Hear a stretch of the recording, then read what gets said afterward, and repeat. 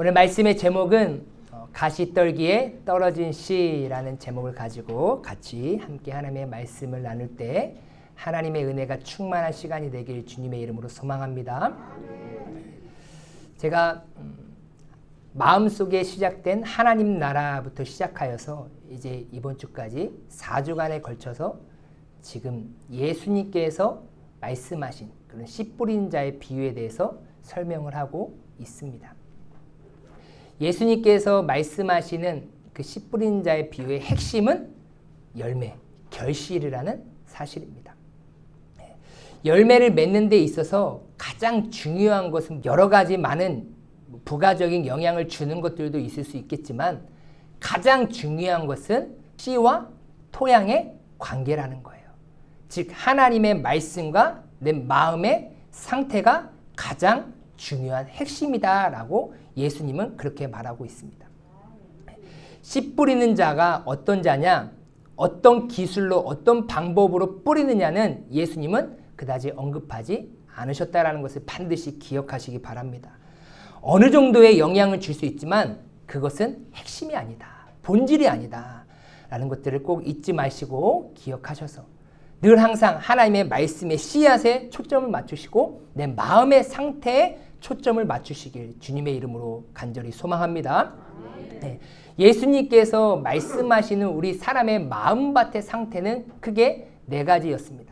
첫 번째로는 길가와 같은 마음이었죠. 이 길가와 같은 마음은 이 4가지 마음 중에서 가장 완악하고 교만한 마음인 것이죠. 완전히 딱딱하게 굳어버려서 하나님의 말씀을 도저히 흡수할 수 없는 상태. 그러니까 씨앗이 그대로 있으니까 타서 죽거나 아니면 새가 와서 먹어버리는 그러한 상태가 되어버리는 것이죠. 그러니 이러한 마음의 상태를 가진 사람들은요, 예수님이 하나님의 말씀을 전해도 사도 바울이 전해도 베드로가 전해도 그들에게는 아무런 의미가 없는 것이나 마찬가지인 것이죠. 또한 돌밭과 같은 마음을 가진 자가 있다라고 예수님께서는 말씀하고 있습니다. 이 돌밭과 같은 마음은 말씀을 기쁘게 듣기는 하지만 시련이 오면 예수님을 배반하는 자예요. 환난과 박해와 고난과 어려움이 오면 그 즉시 예수님을 떠나는 그러한 마음의 상태. 그러니까 이 돌밭과 같은 마음의 상태는요, 늘 항상 불안불안하고 있는 거예요. 언제 넘어질지 모르고 언제 예수님을 배반할지 모르는 그러한 연약한 상태로 살아가고 있는 것이나 마찬가지인 것이죠. 그래서 작은 시험과 고난이 오면 예수님을 떠나 세상으로 갈 가능성이 매우 높은 마음의 상태가 바로 돌밭과 같은 마음의 상태다라는 거예요. 그리고 이제 예수님께서 말씀하신 이제 3번째 마음의 상태를 오늘 한번 살펴보도록 하겠습니다. 예수님께서 말씀하신 그 3번째 마음의 상태는 우리 한번 누가복음 8장 7절 말씀 우리 한번 다 같이 한번 읽겠습니다. 시작. 더러는 가시떨기 속에 떨어짐에 가시가 함께 자라서 기운을 막았고 라고 이렇게 얘기하고 있어요. 그러니까 농부가 씨앗을 뿌리는데 더러는 길가에, 더러는 돌밭, 바위 위에, 더러는 가시떨기와 같은 그곳에 씨앗이 떨어진다라고 이렇게 예수님께서 비유로 설명하셨습니다. 단순히 이 비유로 끝나는 것이 아니라 이 비유가 어떤 뜻인지에 대해서 예수님께서 자세히 설명을 하셨습니다. 누가복음과 마태복음에서 얘기하고 있는 그 내용을 빗대어서 이 가시떨기와 같은 자의 모습에 가진 사람의 특징은 무엇인지 한번 살펴보도록 하겠습니다. 누가복음 8장 14절과 마태복음 13장 22절에 보면 이렇게 얘기하고 있습니다. 가시떨기에 떨어졌다라는 것은 말씀을 들은 자이나 지내는 중 이생의 염려와 재물과 향락의 기운이 막혀 온전히 결실하지 못하는 자요. 마태복음 13장 22절에 보면 가시떨기에 뿌려졌다라는 것은 말씀을 들으나 세상의 염려와 재물의 유혹에 말씀이 막혀 결실하지 못하는 자요 라고 이렇게 예수님께서 해석해 주셨어요. 그렇다고 하면 가시떨기와 같은 마음을 가진 자의 특징, 그 첫 번째는 무엇입니까? 말씀을 들은 자라는 거예요. 이거는 다 똑같아요. 길가와 같은 마음이나 돌밭과 같은 마음이나 가시떨기와 같은 마음 다 어디에 있다라는 거예요? 말씀이 뿌려지는 그곳에 앉아 있다라는 사실입니다. 또한 두 번째로는 세상의 유혹을 받은 자라는 거예요. 누가복음에 보면 지내는 중 이 생의 염려와 재물과 향락에라고 얘기하고 있어요. 마태복음에 보면 세상의 염려와 재물의 유혹에라고 이렇게 얘기하고 있죠. 그러니까 세상 염려와 재물 유혹에 지금 어떻게 한 거예요? 영향을 받고 있다라는 것이죠. 또한 세 번째로는 말씀이 막힌 자라는 거예요. 이 생의 염려와 재물과 향락에 기운이 막혀버렸어요. 이 생의 염려와 재물의 유혹에 말씀이 막혀버렸어요. 이 얘기는 무엇이냐면요. 영적 성장이 멈춰버렸다라는 거예요. 영어 성경에 보면요. 여기 기운이 막혔다. 말씀이 막혔다라고 할 때 이 막혔다라는 것은 뭐냐? 초크예요. 초크. 혹시 막 격투기 아시는 분들은요. 그 격투기에서 하나의 기술이 무엇이 있냐? 목을 조르는 초크 기술이 있습니다. 목을 세게 졸라가지고 숨을 못 쉬게 되면 이게 탭을 치는 거예요. 나 이제 죽겠다라고. 그러면 이제 다운으로 게임이 끝나게 되는 거예요. 그러니까 지금 이 가시떨기와 같은 마음을 가진 자는 세상 유혹을 받아서 결국에는 기운이 막혀버렸어요. 내 목이 호흡이 끊어진 상태, 죽은 상태, 더 이상 나아갈 수 없고 성장할 수 없는 그런 상태임을 성경은 말하고 있다는 것이죠. 또한 네 번째입니다. 특징은 무엇이냐면요. 온전한 열매가 없는 자라는 거예요. 온전히 결실하지 못하는 자요라고 이렇게 얘기하고 있죠. 그리고 마태복음에는 결실하지 못하는 자요라고 얘기하고 있어요. 즉 이 얘기는 무엇이냐면요. 말씀에 순종할 수 없는 사람이라는 거예요. 지금 씨앗은 하나님의 말씀이죠. 하나님의 말씀에 합당한 말씀 순종하며 그 열매를 맺으며 살아가야 되는데 이 가시떨기와 같은 마음을 소유한 사람은요. 하나님의 말씀에 합당한 결실을 맺을 수 없다라는 것입니다. 그래서 한마디로 우리 한번 다 같이 한번 읽도록 하겠습니다. 시작! 말씀이 뿌려지는 곳에서 말씀을 듣지만 세상의 온갖 유혹의 마음을 빼앗겨 세상의 염려와 재물과 향락에 사로잡혀서 더 이상 영적으로 성장하지 못하고 온전한 결실을 하지 못하는 자이다. 라고 이렇게 예수님께서 해석해 주고 있는 거나 마찬가지라는 거예요. 지금 예수님께서 비유하시면서 가시떨기 속에 말씀의 씨앗이 뿌려졌다라고 얘기하고 있어요. 가시떨기라는 것은 우리가 보기에 잡초라는 것이죠. 가시가 있는 그런 풀. 풍성이 줄기가 자라고 열매를 맺어야 되는데 그 열매를 맺지 못하도록 많은 영양분을 빼앗아 가거나 그러면 더 크게 자라나서 햇볕을 다 막아서 기운을 받지 못하도록 방해하는 그러한 잡초와 같은 것이 가시떨기입니다. 그래서 이 잡초와 같은 그런 가시떨기들은 농작물에 많은 피해를 주기 때문에 다 뽑아내야 되는 거예요. 없어져야 되는 것이죠. 이 돌밭과 같은 마음은요. 외적인 핍박, 즉 박해와 환난, 고난, 즉 외적인 문제를 말한다면 이 가시떨기와 같은 마음은 어떤 문제를 말하냐면요. 내적인 문제를 말하고 있다라는 거예요. 그러니까 우리가 말씀에 대한 합당하고 온전한 열매를 맺으며 살아가야 되는데 그렇게 말씀에 합당한 열매를 맺지 못하도록 수많은 외적인 문제, 내적인 문제가 내 삶 가운데 많이 발생한다라는 거예요. 그냥 열매는 그냥 맺히는 것이 아니라 내외적으로 일어나는 크고 작은 문제들을 반드시 내가 이겨내야만이 그 말씀에 합당한 열매를 맺을 수 있다라고 성경은 우리에게 가르쳐주고 있다라는 것입니다. 그 말씀에 합당한 열매는 그냥 맺는 것이 아니에요. 분명히 내외적으로 나에게 다가오는 그 문제를 이겨낼 때 합당한 열매를 맺게 되는 줄 믿으시길 바랍니다. 그렇다고 하면 오늘날 한국교회에 가장 많은 부분을 차지하고 있는 마음의 상태는 과연 어떤 상태일까요? 저는 이 가시떨기와 같은 마음의 상태가 많은 부분을 차지하고 있다라고 보게 됩니다. 길가와 같은 마음을 가진 분들은요, 교회에 오시는 분들은 그리 많지 않아요. 난 아예 말씀을 듣고 싶지 않아. 그렇게 완전히 마음이 닫힌 사람은요, 교회를 거의 오지 않아요. 그런데 길가와 같은 마음은 말씀을 들은 자이니 라고 얘기하고 있잖아요. 그러니까 어찌 보면 한국 교회 안에서 길가와 같은 마음은 소수예요. 극히 작아요. 그냥 앉았다만 가는 그런 인원은 많이 적다라는 것이죠. 또한 돌박과 같은 마음을 가진 사람은요, 외적인 박해와 핍박과 고난이 닥쳐야 예수님을 배반하는 인생이죠. 그런데 오늘날 한국교회 사회를 보면, 우리 한국 사회를 보면 예수 이름 때문에 미움을 당하거나 핍박을 당하거나 어려움을 당하는 사회적인 그런 문화는 아직 일어나지 않았습니다. 뭐 가정적으로 내가 교회를 가면 뭐 아버지가, 어머니가, 아니면 남편이, 아니면 아내가 막 핍박을 하는 분들도 간혹가다 계시기는 합니다. 그렇지만 전체적인 부분으로 봤을 때는 그렇게 많이 차지하고 있지 않은 상황입니다. 그래도 대부분 길가와 같은 마음을 가진 사람들이나 아니면 돌박과 같은 마음을 가진 사람들은요, 기쁨으로 하나님의 말씀을 듣기는 한다라는 거예요.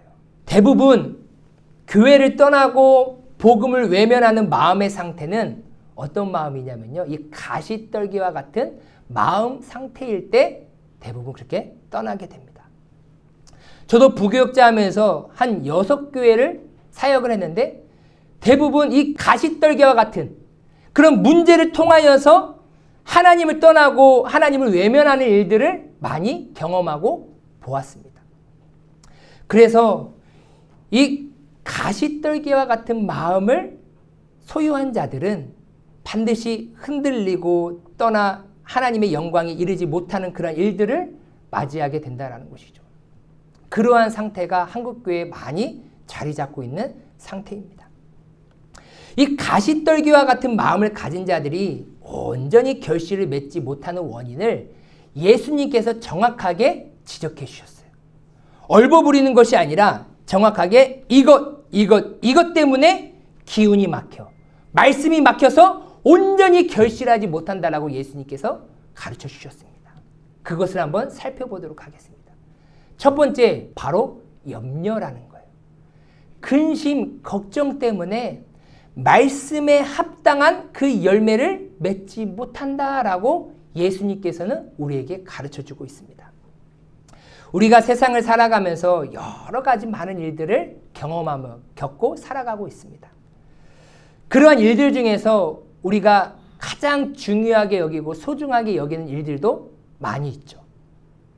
그러면 중요할 때일수록 우리는 더 나의 믿음을 드러내고 그 믿음을 드러냄을 통하여서 나의 성장이 한 단계 성장해야 되는 것이죠.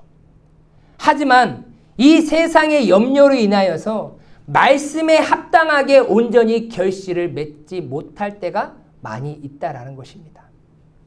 특히 저는 이제 부교육자 사역하면서 어른들도 많이 경험도 많이 했지만 특히 다음 세대 유초등부, 중고등부, 청년부들을 많이 경험을 했습니다. 그러면 중고등부 때, 청년의 때에 참 중요한 때가 많이 있어요. 학생 때에 가장 중요한 것은 무엇이냐면요, 바로 시험이에요. 그렇죠? 뭐 중간고사, 기말고사, 대학 수능. 또 청년의 때에 중요한 것은요, 취업이에요.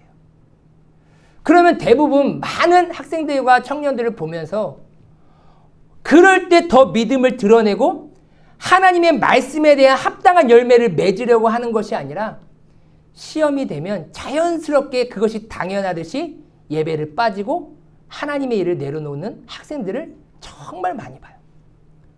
또한 청년들도 취업 때가 된다, 취업 준비를 한다, 다 하나님의 영광을 다 내려놓습니다. 시험 준비로, 취업 준비로 많은 젊은이들이 신앙인의 삶을 포기하는 것들을 많이 보게 돼요. 왜요? 고3이 되면 교회 안 나와도 당연한 것처럼 여겨지는 한국 교회 문화가 자리 잡고 있어요.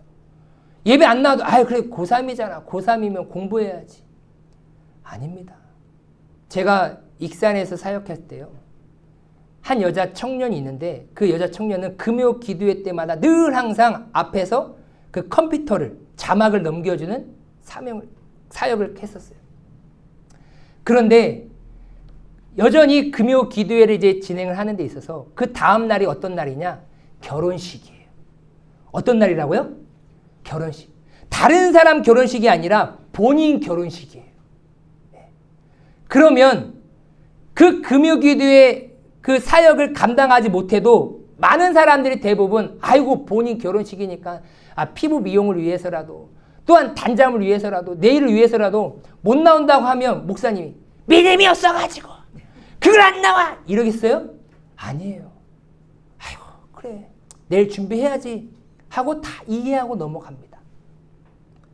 그런데 어떡하냐면 여전히 내가 맡은 그 자리에 최선을 다해서 그 자리에 나와요. 하나님은 그걸 보시는 거예요. 여러분 우리의 믿음은 중요하고 급할 때 우리의 믿음이 드러나는 거예요. 평범할 때 우리의 믿음은 그다지 중요하게 드러나지 않습니다. 누구나 다 할 수 있는 것의 믿음은 드러나지 않아요. 하지만 하나님을 향한 그 사랑과 믿음은 정말 중요할 때 드러난다라는 것입니다. 많은 사람들이 다 염려해야 될 일, 근심하고 걱정해야 될 그런 일 앞에서 과연 나는 어떠한 행위를 하나님 앞에 믿음을 드러내느냐가 매우 중요하다라는 사실입니다. 예수님은 분명히 우리가 세상을 살아가면서 우리가 염려하지 말아야 될 부분에 대해서 정확히 가르쳐 주셨습니다. 우리 한번 다 같이 한번 읽도록 하겠습니다. 시작! 너희는 무엇을 먹을까? 무엇을 마실까 하여 구하지 말며 근심하지도 말라. 이 모든 것은 세상 백성들이 구하는 것이라. 너희 아버지께서는 이런 것이 너희에게 있어야 할 것을 아시느니라. 아멘. 예수님께서는 분명히 가르쳐 주셨어요. 구하지도 말아라. 그러니까 이 제목을 가지고 나한테 기도하지도 마. 그리고 염려하지도 마. 근심하지도 마. 왜요? 이 모든 것은 하나님을 믿지 아니하는 세상 백성들이 하는 것이다. 즉 세상 백성들이 이 세상의 염려를 가지고 우상을 찾아가 오로지 자신의 이 세상에 먹고 사는 문제에 대해서만 기도합니다. 우상은요 다른 사람을 위해서 기도하는 사람 없어요. 다 나와 연관되는 이 세상을 위한 것뿐입니다. 너희 아버지께서는 이런 것이 우리에게 있어야 할 것을 다 아시는 하나님인 줄 믿으시길 바랍니다. 그 믿음을 그 중요한 때에 드러내야 되는 거예요. 세상은 시험 망치면 너 인생은 망한다라고 말할지 모르겠지만 우리는 그 시험 앞에 취업 앞에 더 중요한 일 앞에 우리의 믿음을 드러낼 때 하나님은 나의 필요를 다 아시고 채워주시고 우리를 돌봐주시는 하나님이심을 믿음을 드러 나타내야 될 줄 믿습니다. 사도 베드로는 이렇게 말하고 있어요. 너희 염려를 다 주께 맡기라. 이는 그가 너희를 돌보심이라 라고 이렇게 얘기하고 있습니다. 하지만 많은 사람들은 이 세상의 문제를 가지고 다 염려하고 근심하고 걱정하며 살아가고 있습니다. 염려는 무익한 것입니다. 문제를 해결하거나 그 위험을 제거하지 못한다라는 것이죠. 염려는 해롭습니다. 질병의 대부분은 염려를 통해서 오기 때문이죠. 염려는 죄입니다. 하나님의 돌보심을 의심하는 겁니다. 하나님은 우리가 염려로부터 자유로운 삶을 살기를 원하신 줄 믿으시길 바랍니다. 저도 염려했어요. 뭘 염려했냐면요. 새벽에 보니까 막 비가 세차게 오는 거예요. 그런데 6월 마지막 5째 주는 온 성도가 마음과 힘을 합하여 우리 교회를 청소하는 날인데 이렇게 비가 많이 오면 어떻게 할까? 우리 성도님들의 마음은 어떨까? 목사님 비 온다는데 꼭 굳이 청소를 해야 될까? 또 그런 원망의 소리 또 어떤 말이 나오진 않을까? 비 맞고 저기를 막 쓸어야 되나? 어떻게 해야 되나? 온갖 저의 막 생각이 막 드는 거예요. 염려가 막 드는 거예요. 왜? 비가 너무 세차게 오니까. 그런데 제가 얘기를 딱 보니까 거의 한 12시 넘어서는요, 비가 안 오는 것처럼 이렇게 딱 일기예보가 돼 있어요. 그리고 빗줄기가 막 소강되었어요. 다 약해집니다.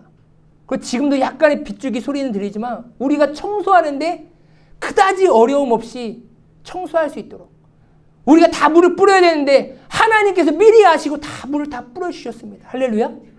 예. 우리 수도세에 아껴주시려고. 예. 여기 청소하려면 물을 많이 뿌려야 돼요. 그런데 기본 다 뿌려주셨어요. 내가 믿음이 연약했구나. 하나님께서 다 돌보시고 지키시고 하나님께서 행하실 것을 믿어야 되는데 목사인 나부터 먼저 염려하고 있으니 다시 한번 제가 이 말씀을 준비하면서 제 자신을 돌아보았습니다. 염려는요, 성령 충만하지 못하고 육신에 얽매이게 되면요, 자연스럽게 따라오게 되어 있습니다. 육신의 생각은 사망이지만 영의 생각은 생명과 평안이라고 하나님은 우리에게 가르쳐 주셨습니다. 성령의 충만한 삶을 살아가면요, 내가 영적으로 살아가게 되면 이 세상의 모든 염려는 사라지게 되고 오직 나의 심령에 하나님이 주시는 참 평안으로 가득하게 됨을 믿으시길 주님의 이름으로 소망합니다. 그러니까 우리가 이 세상의 염려로부터 이 가시떨기와 같은 이 염려를 뽑아내야 되는데 이 염려를 뽑아낼 수 있는 방법은 내가 영적으로 충만하는 법밖에 없습니다. 이 세상의 모든 문제를 다 하나님 앞에 내어 맡길 때 우리는 그때야 비로소 근심과 염려로부터 자유롭게 돼요. 하나님이 주시는 참 평안으로 하루하루를 살아가게 되는 줄 믿습니다. 우리 성도님의 삶 가운데 염려와 근심은 사라지고 하나님이 주시는 생명과 평안으로 가득하시길 주님의 이름으로 소망합니다. 두 번째입니다. 두 번째 가시떨기는 무엇이냐면요, 재물이라는 거예요. 돈이라는 거예요. 재물은요, 우리가 살아가는 데 있어서 매우 중요한 부분을 차지합니다. 이 재물이 없이는 우리는 어찌 보면 살아갈 수 없는 것이죠. 예, 돈이 없으면 나는 어디서 살아갈 수가 없어요.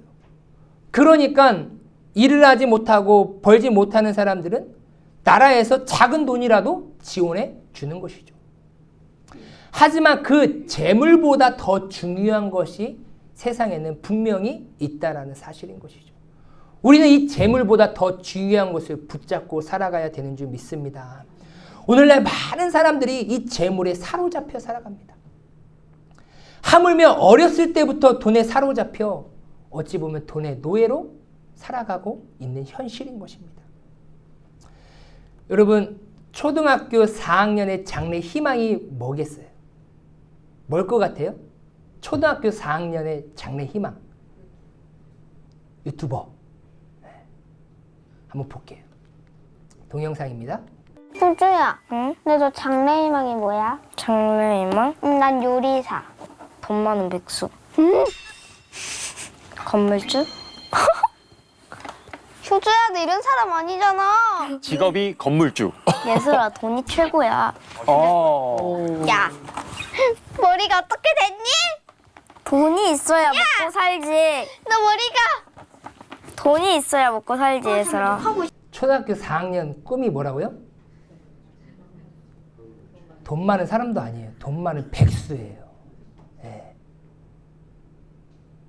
건물주. 그죠? 창조주보다 더 크신 분이 건물주잖아요. 네. 근데 우리 여기 바로 앞에 건물주는 참 힘들겠어요. 1층 임대가 나가질 않아요. 네. 돈이 최고야. 돈이 있어야 먹고 살지. 틀린 말은 아니에요. 말 그대로 돈이 있어야 먹고 살죠.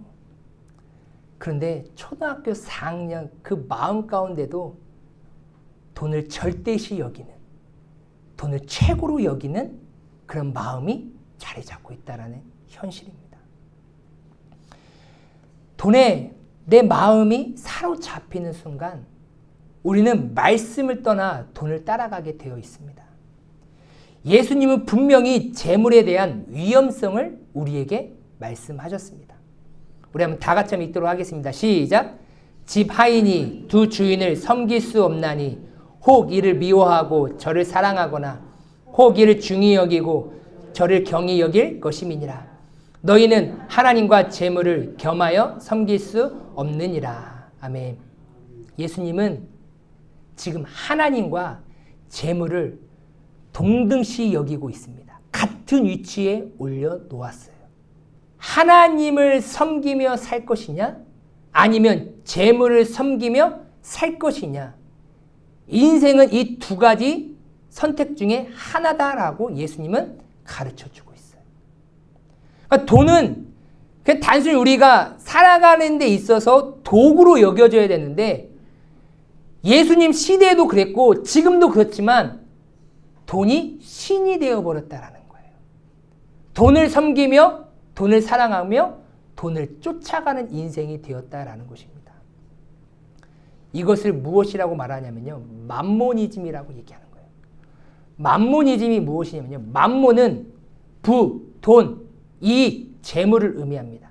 이 맘모니즘은 부, 돈, 재산, 소유, 재물, 물질을 절대시하는 태도나 행위예요. 아까 초등학교 4학년 학생이 말한 것처럼 돈이 최고야 라고 말하는 그 고백, 그 삶이 바로 맘모니즘이라는 거예요. 주로 기독교에서 사용하지만 물질 만능주의, 배금주의, 물신 숭배 풍조를 나타내는 용어로도 사용한다는 것이죠. 말 그대로 돈이면 다 되는 세상이야. 그러니까 우리가 최고로 여겨야 될 것은 돈이야 라고 말하는 것처럼 지금 이 세상은 이 맘모니즘에 빠져서 살아가고 있다는 현실입니다. 사도 바울은 디모데에게 보낸 편지에서 이렇게 말하고 있습니다. 부하려 하는 자들은 시험과 올무와 여러 가지 어리석고 해로운 욕심에 떨어지나니 곧 사람으로 파멸과 멸망에 빠지게 하는 것이라. 돈을 사랑함이 일만하게 뿌리가 되나니 이것을 탐내는 자들은 미혹을 받아 믿음에서 떠나 많은 근심으로써 자기를 찔렀도다. 아멘. 이렇게 가르쳐주고 있어요. 그러니까 부하려 하는 자, 왜 내가 부자가 되려 하고 내가 왜 부유함을 누리려고 하는지 그 정확한 성경적인 목적이 있어야 되는데 지금 사도 바울이 말하는 이 부하려 하는 자는요. 10절에서 말하는 것처럼 뭘 사랑하는 자예요? 돈을 사랑하는 자로서 이 맘모니즘에 빠져서 물질을 자신의 삶에서 절대적으로 여기면서 오로지 삶의 목적은 부유함에 두고 살아가는 자들을 의미하고 있는 거예요. 이제 돈은 내가 살아가는 데 있어서 하나의 삶의 도구야 라고 도구로 여기는 것이 아니라 돈은 신이야. 돈은 내가 가장 중요하게 여겨야 될 존재야. 돈 없으면 나도 없는 거야 라고 여기며 살아가는 자나 마찬가지라는 것이죠. 여러분 오해하시면 안 돼요. 사도 바울이 말하는 것은요. 돈이 일만하게 뿌리다 라고 얘기하지 않아요. 돈은요 중립입니다. 돈이 있어야 우리 선교도 하잖아요. 할렐루야. 돈이 있어야 구제도 하고 돈이 있어야 우리 교회도 운영도 하고 그렇잖아요. 그럼 돈이 자체가 악이면 우리는 돈을 사용할 수가 없는 것이죠. 돈 자체가 일만 악의 뿌리가 아니라 뭐가 일만 악의 뿌리라고요? 돈을 사랑한다는 거예요. 이 사랑이라는 것은요. 탐욕, 탐심을 말하는 거예요. 이 돈을 지나치게 차지하고자 하는 그 욕심, 그 탐심은 뭐라고요? 우상숭배다라고 성경 말하고 있잖아요. 그러니까 하나님께서 허락해 주신 것에 자족하고 만족하지 못하고 지나치게 돈에 대한 욕심을 가지고 탐심을 가지고 탐욕을 가지고 그것을 얻으려고 하는 그 자체가 일만 악의 뿌리가 된다라는 것입니다. 그러면 돈을 사랑하며 부하려 하는 자들의 결과는 무엇입니까? 파멸과 멸망에 빠지고 결국에는 무엇을 받습니까? 미혹을 받아 어디서 떠나요? 믿음에서 떠나 많은 근심으로서 자기를 찌르는 인생이 된다라고 성경은 말하고 있습니다. 그래서 이 가시떨기와 같은 그런 마음은요. 이 재물에 대해서 놓지를 못해요. 하나님의 말씀보다 이 재물이 우선시 여겨지는 거예요. 그러니까 온전히 그 말씀에 합당한 열매를 맺지 못한다라는 사실입니다. 존 메가더 목사님은 이렇게 말씀하셨습니다. 이 세상의 재물과 쾌락을 사랑하는 것보다 복음의 진리를 더 심하게 거스르는 것은 없다라고 이렇게 얘기하고 있어요. 그렇다고 하면 하나님을 믿는 사람들은 가난하게만 살아야 되느냐? 그것은 아닙니다. 성경이 말하고자 하는 그 핵심을 간과해서는 안 된다는 것이죠. 물질적인 부유함 그 자체가 악한 것이 아닙니다. 우선순위만 혼동되지 않는다면 이 부유함을 하나님이 주신 은혜로운 선물로 감사하며 받아 누릴 수 있다는 것을 기억하시길 바랍니다. 하나님께서는요, 아브라함도 부유하게 하셨습니다. 이삭도 부유하게 하셨어요. 그 부유하게 하신 그 하나님의 목적이 있다라는 것이죠.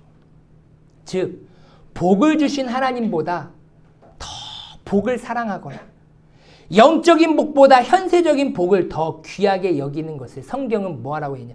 경계하라라고 얘기하고 있는 거예요. 부자가 되는 것은 결단코 죄가 아닙니다. 우리는 살아가기 위해서 반드시 재물이 필요하고 재물이 있어야 여러 가지 많은 일들도 할 수 있는 것입니다. 우리 이 자리에 나오신 모든 성도님들, 하나님이 기뻐 받으시고 하나님이 인정받으실 만한 그런 부유함을 누리시는 부자가 되시길 주님의 이름으로 소망합니다.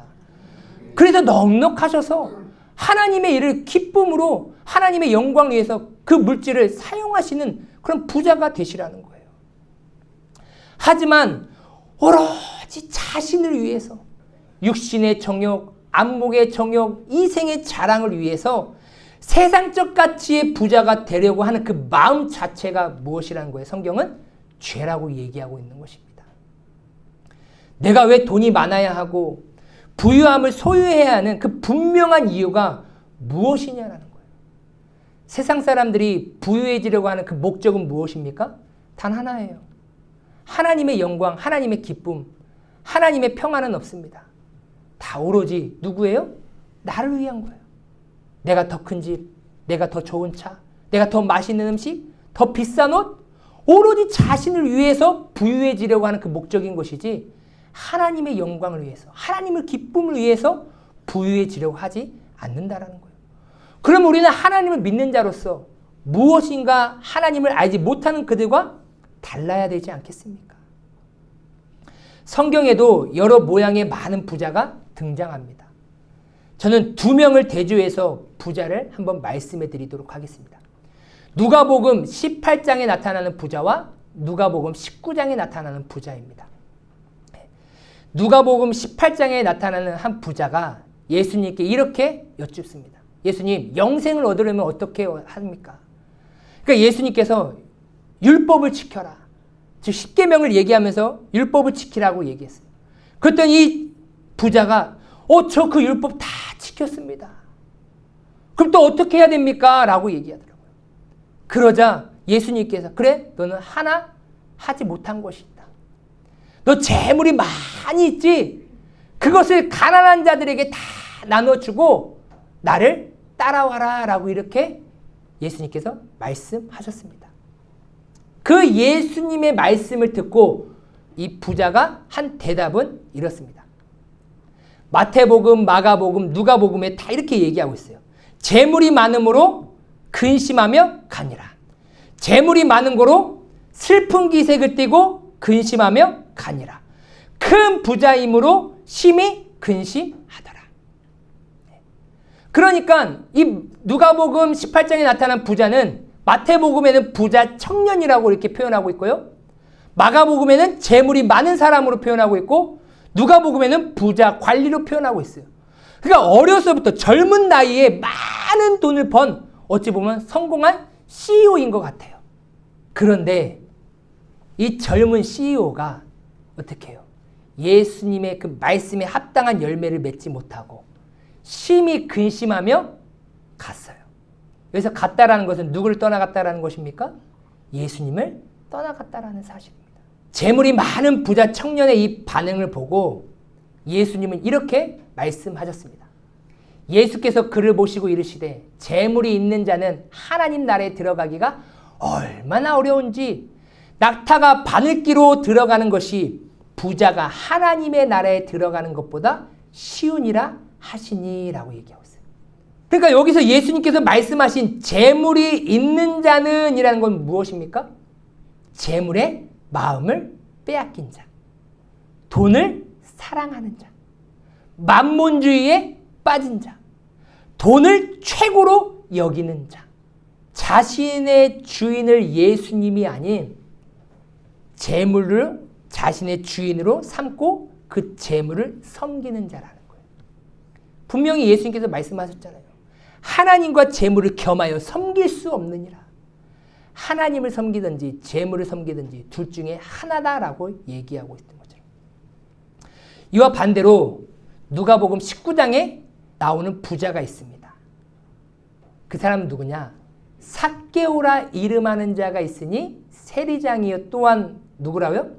부자라라고 이렇게 얘기하고 있어요. 누가복음 19장에 나오는 부자는 삭개오입니다.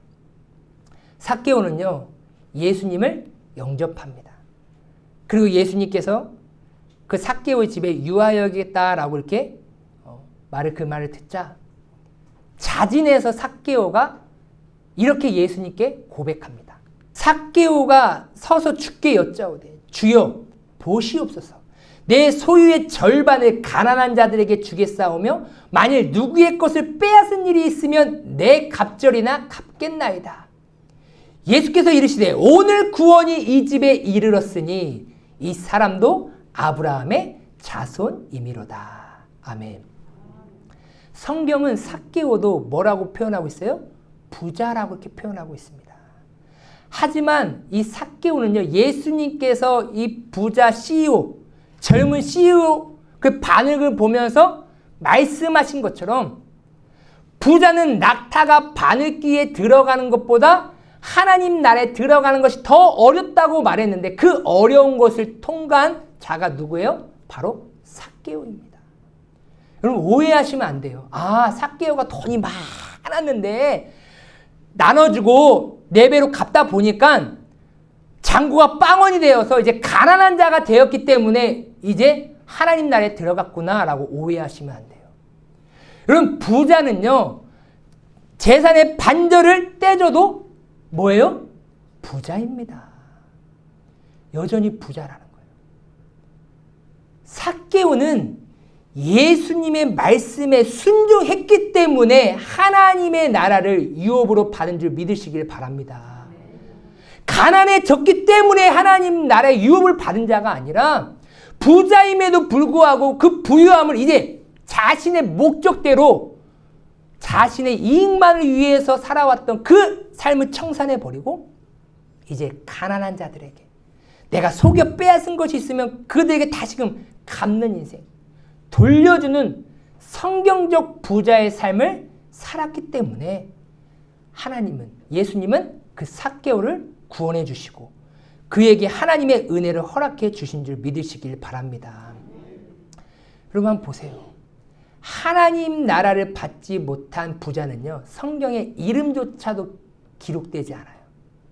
그냥 부자 청년, 관리, 돈 많은 사람으로 이렇게 표현하고 있어요. 그런데 하나님의 말씀대로 순종한 부자는 성경의 이름이 정확하게 기록되어 있습니다. 부자라고 해서 하나님 나라에 들어가지 못하는 것이 아니라 물질의 마음을 빼앗겨 예수님을 떠난 인생이 하나님의 나라에 들어가지 못함을 기억하시길 바랍니다. 그런데 예수님께서 이렇게 비유로 말씀하신 것은 부자가 되면 결코 그 물질을 내려놓고 예수님을 붙잡고 살아간다라는 게 결단코 쉽지 않다라는 거예요. 네.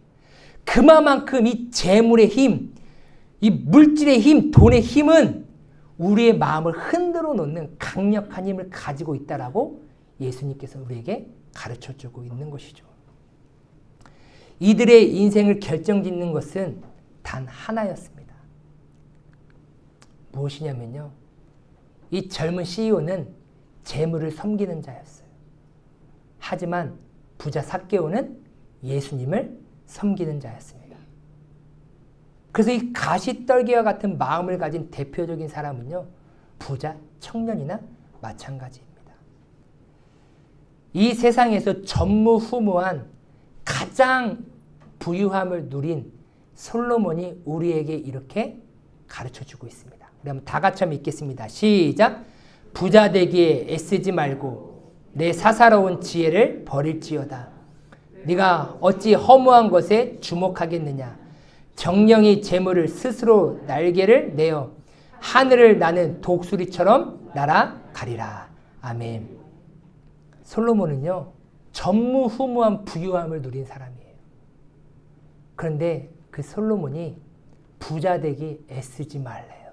모든 재물들은요, 내 손 안에 있는 것이 아니라 독수리가 하늘을 날아 올라가는 것처럼 다 재물은 언젠가 사라진다라는 거예요.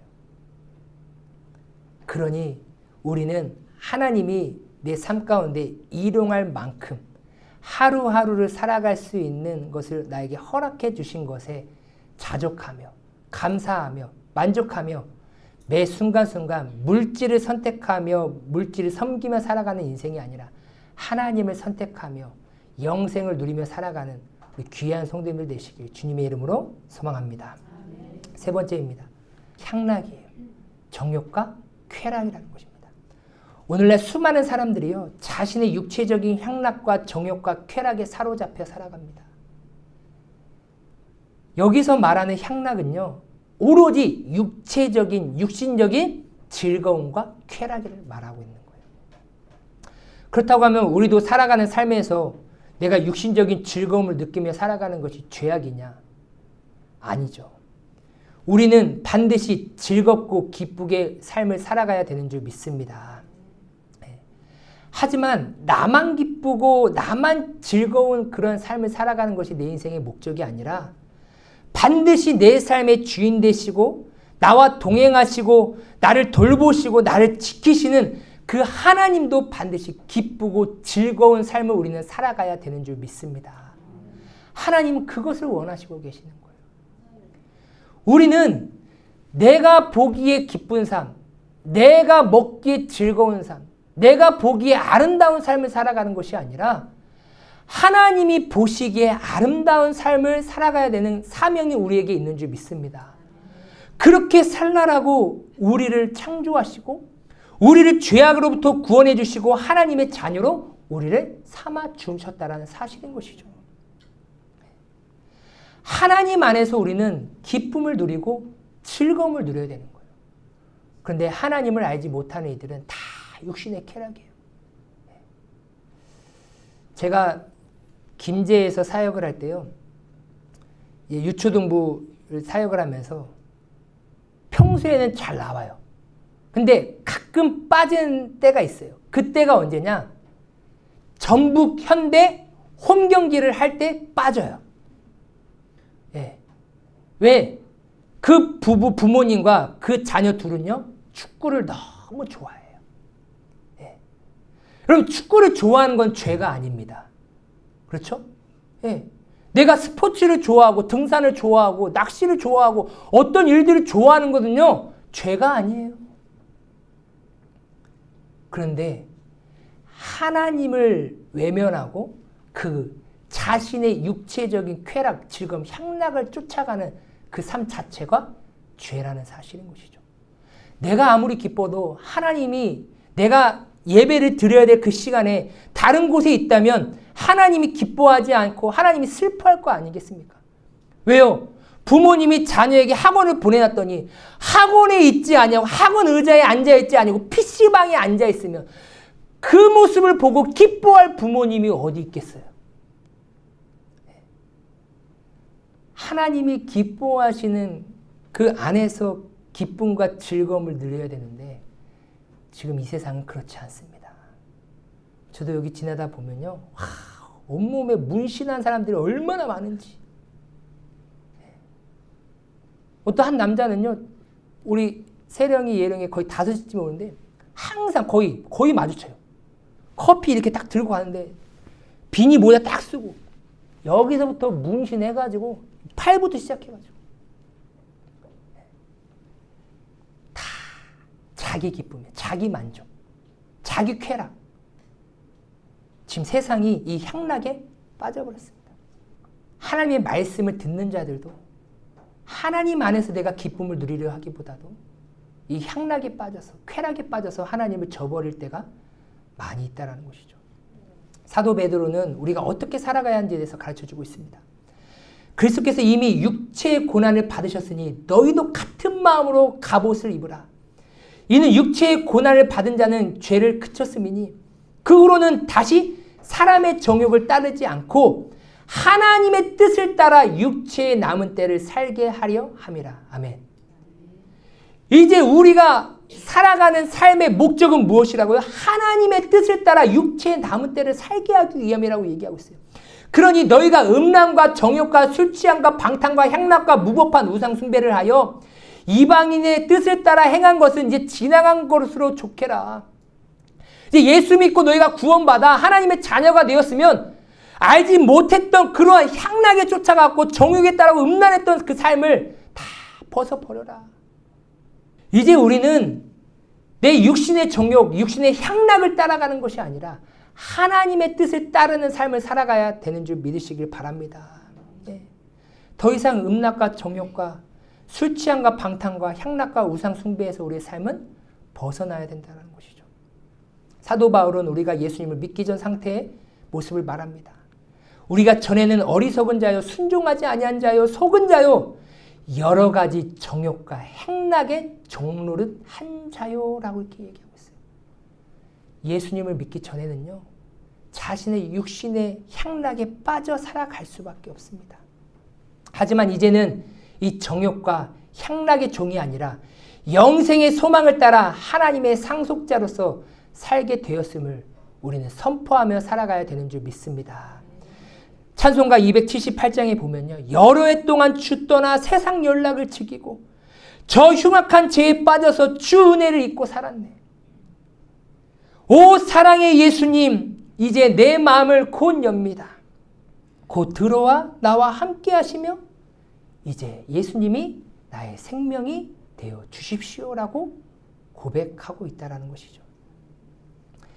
가시떨기와 같은 마음을 가지고 있으면요, 반드시 세상의 염려, 재물, 향락 때문에 하나님으로부터 흘러오는 그 말씀의 기운이 막혀서 온전히 성장하지 못하는 것입니다.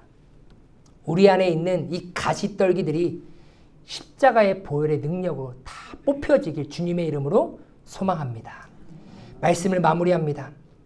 길가와 같은 마음, 돌 위에 있는 마음, 가시떨기와 같은 마음, 이 공통점은 무엇입니까? 단 하나입니다. 열매를 맺지 못하는 마음이라는 거예요. 예수님께서 말하고자 하는 핵심은 결실입니다. 열매예요. 열매를 맺지 못하는 땅은 아무런 의미가 없어요. 사막과 같은 거나 마찬가지입니다. 열매를 맺지 못하는 우리의 마음은 아무런 의미가 없습니다.